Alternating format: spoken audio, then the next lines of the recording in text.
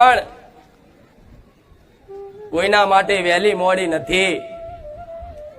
જેનો જેવો સમય બન્યો, જેનો જેવું કદાચ મારા ભગવાને મારા હાથે કદાચ તમારા દુઃખ દૂર થવા માટે મને માતાને જસ લખેલો, કદાચ એવો વિશ્વાસ રાખજો તમારા વિધિના લેખમાં હું માતા હોઈશ, તારે કદાચ મારા જેવી માતા મળીશ।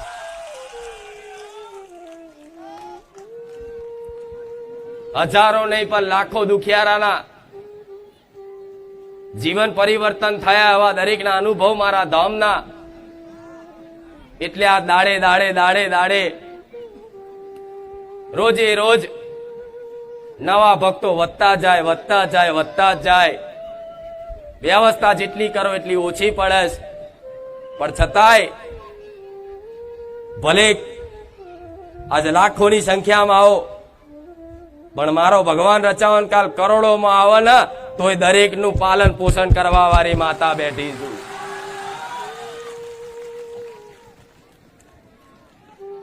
ઉદ્દેશ લઈને જાગૃત થયેલી માતા છું। ઘેર ઘેર કદાચ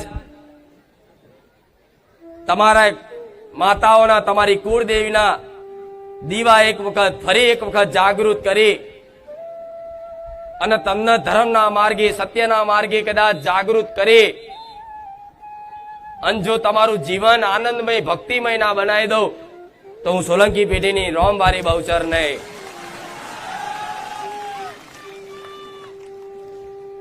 દરેકની વાલી એવી કુળની માતાને મારા બહુચરના રામ, દરેકની ચામુંડાના રામ, દરેકની મહાકાળીના રામ, દરેકની આશાપુરાના રામ, દરેકની હરસિદ્ધિના રામ, દરેકની શક્તિના રામ, દરેકની બુઢ ભવાનીના રામ, દરેકની ઉમિયાના રામ, દરેકની હિંગળાજ માતાના રામ, દરેકની ખોડિયારના રામ, દરેકની અંબેના રામ।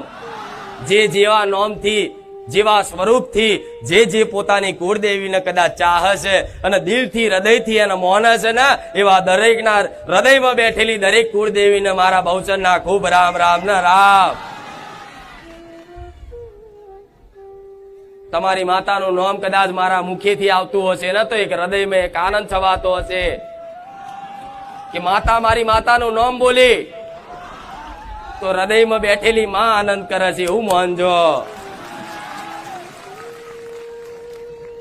એ સૂક્ષ્મ રૂપે કદાચ તમારા હૃદય મંદિરમાં બિરાજમાન થયેલી માતા છે અને મારા જેવી માતા રોમ બોલે ને તો તમારા હૃદયમાંથી તમને રોમ બોલાડે એ તમારી માતાઓ।